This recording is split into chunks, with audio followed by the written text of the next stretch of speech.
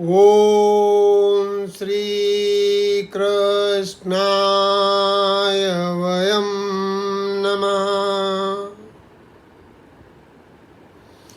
श्रीमद् भगवद गीता छठा अध्याय, 2 श्लोक कर लिए हैं, तीसरा श्लोक करेंगे। आज 17 जून 2021 गुरुवार थर्सडे है। आज हम तीसरा श्लोक कर रहे हैं। पहले हम श्लोक को पढ़ लेते हैं। आरुरुक्षोर्मुनिर्योगं कर्म कारणमुच्यते योगारूढस्य तस्यैव शमः कारणमुच्यते।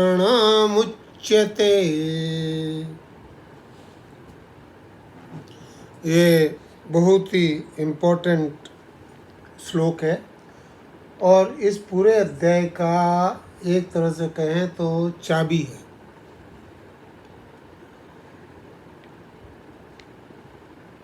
यहाँ से हमें अध्याय की विशेषता पता पड़ती है और आध्यात्म के बारे में बात करने का एक विशेष अवसर मिलता है। यहाँ भगवान कहते हैं आरुरुक्षो, जो जैसे कि घोड़े पे जो आरूढ़ होना चाहता है, यहाँ पर क्या है, योग पे जो आरूढ़ होना चाहता है उसकी बात हम कर रहे हैं। और वो क्या कर रहे हैं, भगवान कहते हैं योग में आरूढ़ जो होना चाहता है, ऐसे मननशील योगी को मुनिर योगं, मननशील योगी के लिए कर्तव्य कर्म करना कारण कहा गया है। कर्तव्य कर्म करके ही वो इस स्थिति पे पहुंचता है, वो उसका कारण है। कारण और इफेक्ट है ना। तो उसका फल जो है, वो फल क्या है कि फल आरुरुक्षोर मुनिर योगम। तो कर्म उसका कारण है और उसका फल जो है वो आरूढ़ होने की उस स्थिति में पहुंचने की बात को कहते हैं आरूढ़। और उसके बाद में क्या है कि जैसे घोड़े पे कोई चढ़ता है तो अपना पैर पहले सांकल में लगाता है और फिर उसको ऊपर बैठता है। उसी तरह जो योगारूढ़स्य तस्यैव, जो योगारूढ़ मनुष्य हो गया है उसका क्या है, शम कारण मुच्यते। शांति, सम मतलब शांति, शांति उसका कारण है। शांति के लिए वो उसके ऊपर बैठा है। जब तक वो घोड़े पे नहीं बैठा है तब तक वो दौड़ रहा है, प्रयत्न कर रहा है। और घोड़े पे बैठने के बाद उसको कुछ नहीं करना है, जो कुछ करेगा वो घोड़ा करेगा। तो ये जो योग का एक स्थिति बताई है, योगारूढ़स्य तस्यैव शमः कारण मुच्यते। तो यहाँ पर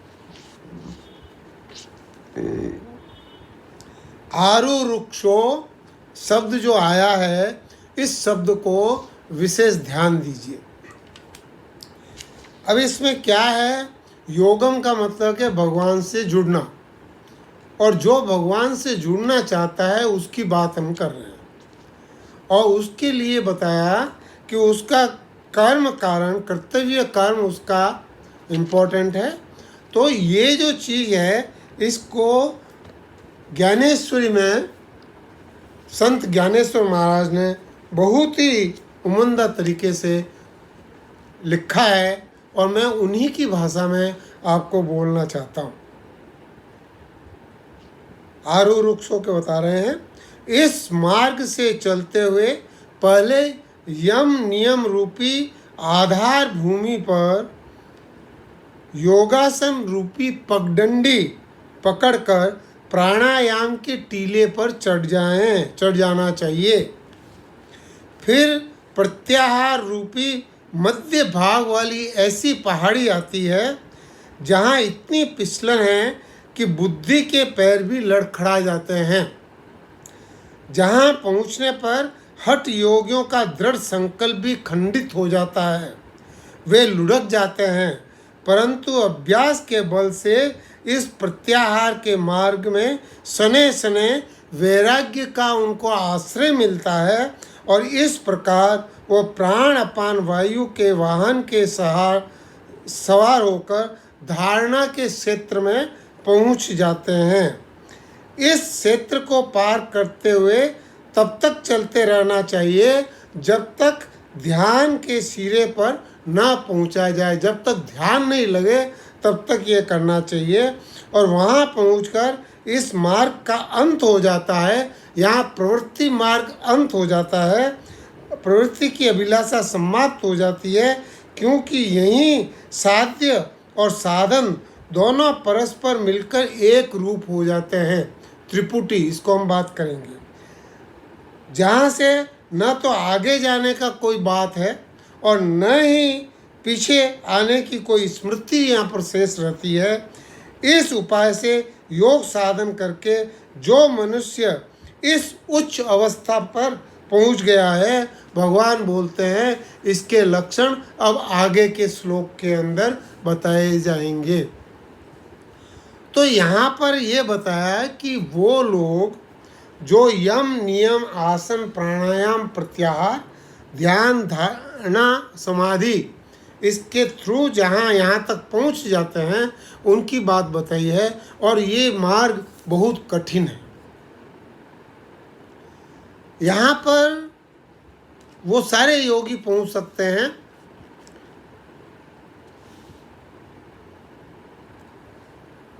जिनको हठ योगी, लय योगी या योगासन करके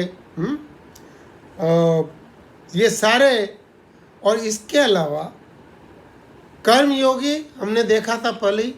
तो कर्म योगी क्या करता है? समता से कर्म फल का त्याग करके, अहंकार का समूल नाश करके, मन शांत करके और उस तत्व को प्राप्ति करके और इस स्थिति पे पहुंच जाता है।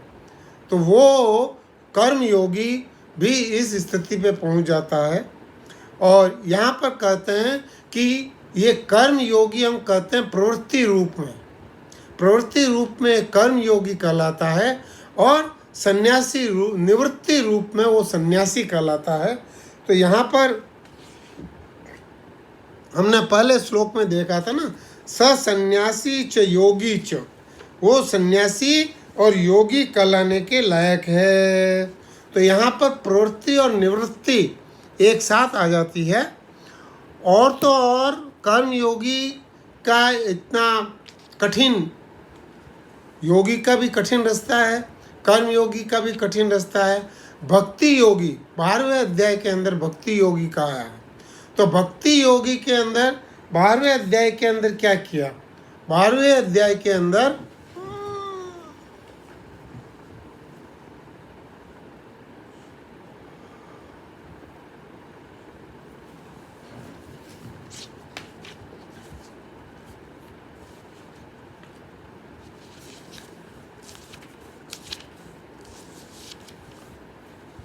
भक्ति योगी अभ्यास से ध्यान बढ़ा है और ध्यान से कर्मफल त्याग बढ़ा है।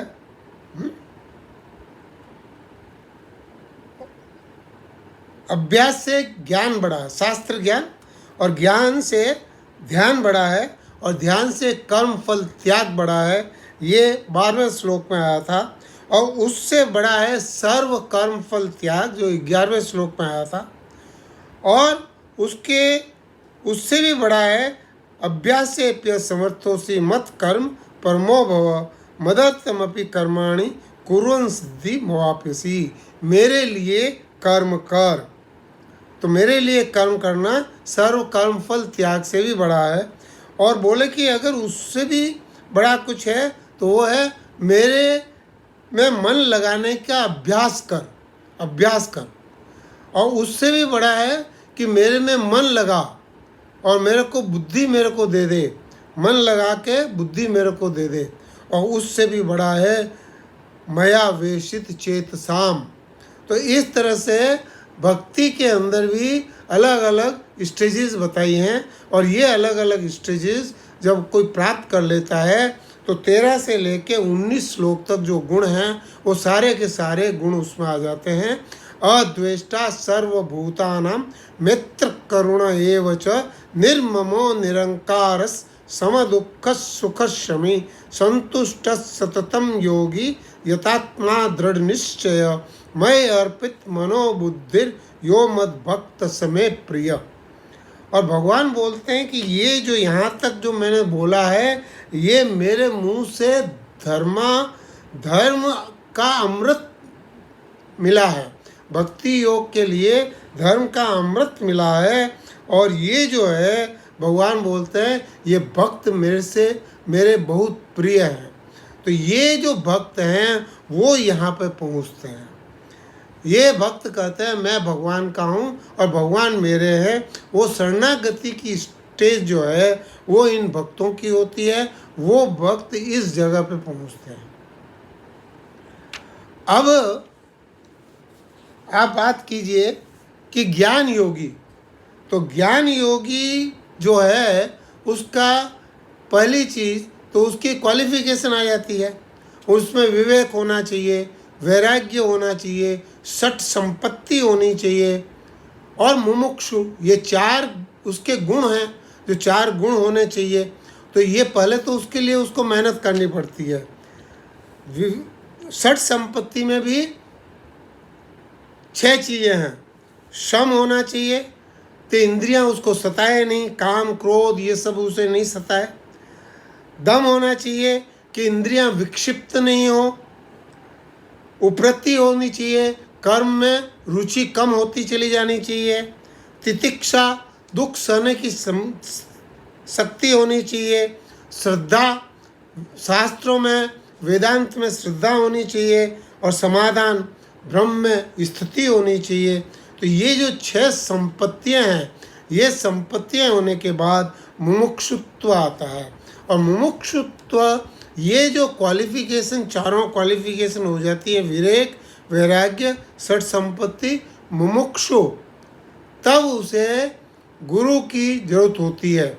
और जब गुरु उसको मिल जाता है तो श्रवण, मनन, निधिध्यासन और समाधि, तो ये जो चीज़ है 4 गुरु के पहले और 4 गुरु के बाद, ये जो सारी चीज़ें हैं इसको ये मुमुक्षु यहाँ पे जो बोला गया है ये मुमुक्षु ये है। तो भाई ऐसा है कि चाहे तुम कर्म योग करो, चाहे तुम भक्ति योग करो, चाहे तुम ज्ञान योग करो, चाहे तुम हठ योग करो, चाहे लय योग करो, चाहे कोई भी योग करो, अगर तुम योगारूढ़ होना चाहते हो तो तुम में कोई विशेष बात होनी चाहिए। जैसे कि क्लास में कोई बोले कि मेरे को तो फर्स्ट आना है, तो फर्स्ट आना है तो उसके लिए कोई विशेष बात होनी चाहिए। अगर कोई बोलता है कि मेरे को IAS या ये एग्ज़ाम में बैठना है और उसको पास करना है, तो उसमें कोई विशेष बात होनी चाहिए। इसी तरह यहाँ पर अध्यात्म में आप में कोई विशेष बात होनी चाहिए, विशेष गुण होना चाहिए। और ये जो विशेष गुण हैं वो यहाँ पर बताया गया है। और इसके अंदर cause and effect diagram, cause और इफेक्ट बहुत इम्पॉर्टेंट है, क्योंकि जब हमारे को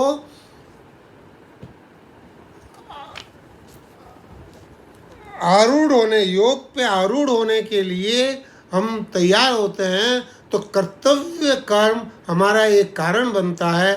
और वो कर्तव्य कर्म के कारण हम इस स्थिति पर पहुंचते हैं। और यहाँ पर जब हम योगारूढ़ हो जाते हैं तो उस समय हमारा कारण शांति होता है, शांति प्राप्त करना, अक्षय शांति, अक्षय शांति, सुख जो सुख कभी नष्ट नहीं हो, ऐसी शांति। तो वो जो शांति है वो ये है। तो ये यहाँ पर बताया है कि इसलिए ये आरूढ़ वृक्षो मुनिर योगम। वरना लोग कहते हैं कि यहाँ तक में हमको इस अध्याय को पढ़ने की जरूरत क्या है। लोग कहते हैं कि इसको हमको करने की जरूरत क्या है। इसमें ये अध्याय सबके लिए है। वो जो भी योगारूढ़ होना चाहता है ये अध्याय उन सब के लिए है। और इसीलिए इसके पहले 2 श्लोक के अंदर भगवान ने बहुत चुपचाप एक बात खिसका दी कि ये अनाश्रित कर्म फलम, ये अनाश्रित कर्म फलम सब में जरूरी है। कार्य कर्म करते रहना चाहिए, करते हुए कर्म करते रहना चाहिए। और वो सन्यासी है, वो योगी है, और सारे संकल्प का नाश जिसका हो गया है, हैं? तो वो जो चीज़ है, ये सारे संकल्पों का त्याग के बिना कोई भी योगी नहीं बन सकता, कोई भी यहाँ पर सन्यासी नहीं बन सकता। तो ये जो चीज़ है ये यहाँ पे बताई गई है। अब चौथा श्लोक, यदाइनेन्द्रियार्थेषु न कर्म स्वनुसज्जते सर्वसंकल्प संन्यासी योगारूढ़स्तदोच्यते।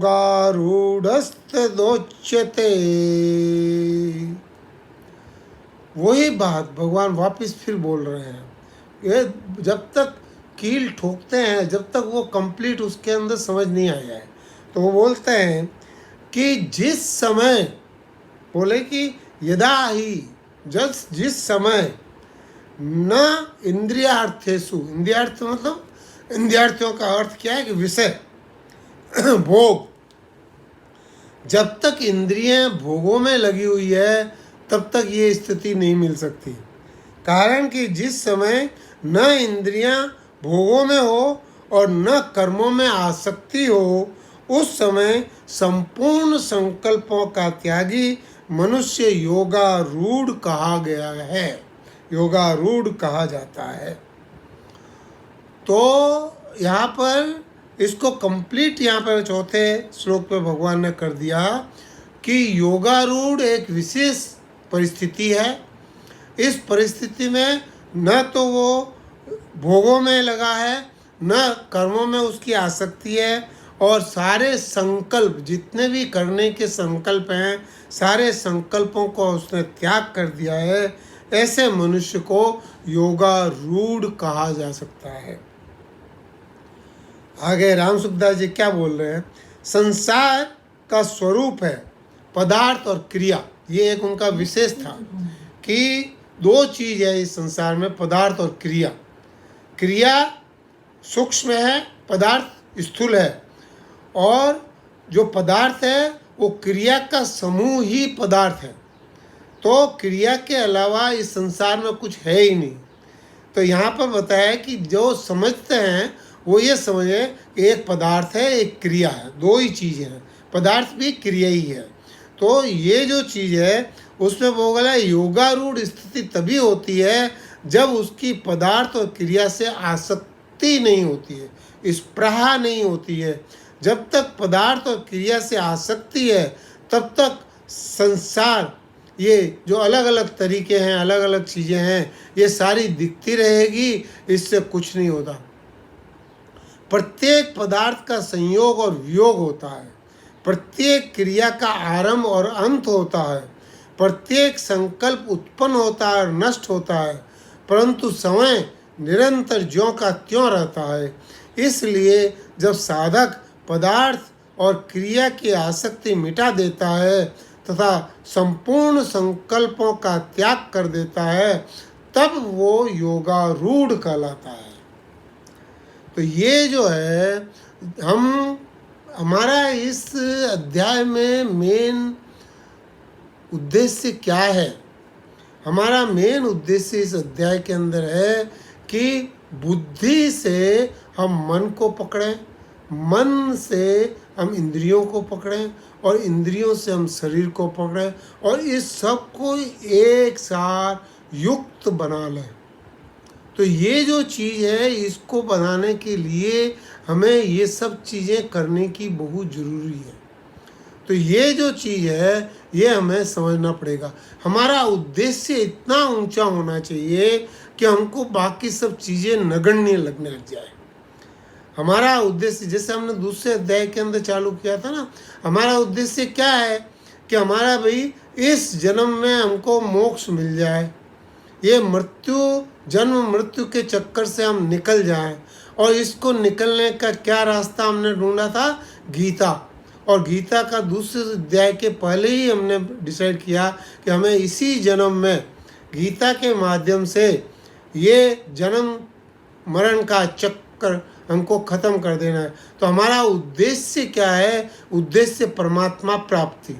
उस परमात्मा प्राप्ति का उद्देश्य जो है वो उद्देश्य हमको ठीक ठीक नहीं दिख रहा है, इसलिए हम इस गीता को लेके चल रहे हैं। ये गीता यहाँ पर क्या कर रही है कि योगारूढ़ का जो उद्देश्य है, वो योगारूढ़ का उद्देश्य क्या है? परमात्मा प्राप्ति का। परमात्मा प्राप्ति का अगर उद्देश्य है तो हमको अपने सारे दूसरे कार्यक्रमों को ख़त्म कर देना है।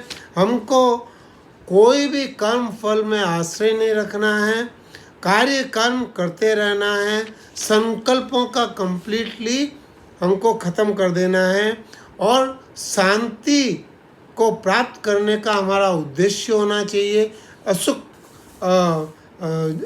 कभी नष्ट नहीं होने वाले सुख की, उसको शांति या आनंद वो जो है उसका हमें होना चाहिए। और ये जो है ये बोला कि इसके साथ में यहाँ भगवान वापस याद दिला रहे हैं चौथे श्लोक के अंदर कि इंद्रियां भोगों में नहीं हो और कर्मों में आसक्त नहीं हो। ये इंद्रियों का जो लगाव है भोगों का और आसक्ति का, कर्म के अंदर आसक्ति का, ये बिल्कुल जीरो चाहिए, बिल्कुल जीरो चाहिए। मुमुक्षुता तब तक नहीं आ सकता जब तक हम इसमें बिल्कुल जीरो नहीं हो।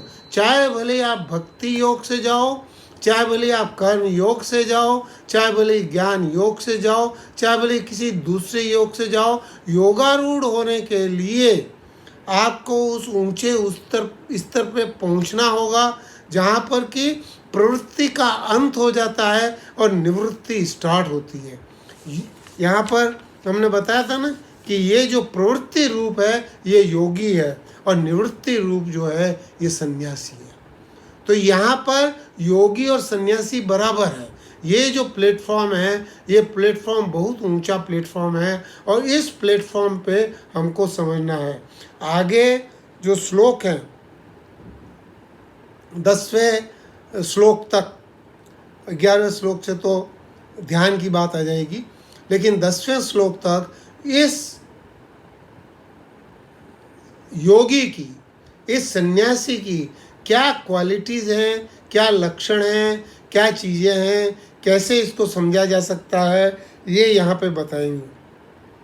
अगर कहीं भी हमको लगता है कि हम इस स्थिति से नीचे हैं तो हमको तुरंत प्रयत्न करना है, तत्पर होकर प्रयत्न करना है कि हम इस स्थिति में आएँ। तो इस स्थिति को प्राप्त करने के लिए और हम इसके लिए तत्पर रहें। और ये जो चीज़ है ये हम अगले प्रवचन में आगे के श्लोक लेंगे। और आज हम ये 4 श्लोक तक इसको किया है, योगारूढ़ को ठीक ठीक से समझने की कोशिश की है। और आप भी समझने की कोशिश कीजिएगा कि ये परमात्मा प्राप्ति के लिए हमको हमारा उद्देश्य बहुत ही क्लियर और ऊंचा रखना पड़ेगा और उसके लिए सारे प्रयत्न हमको करने पड़ेंगे। राम राम। मैं अपनी वाणी को यहीं विश्राम देता हूँ। अगले सोमवार को हम फिर मिलेंगे और आगे हम इसको बढ़ाएंगे। राम।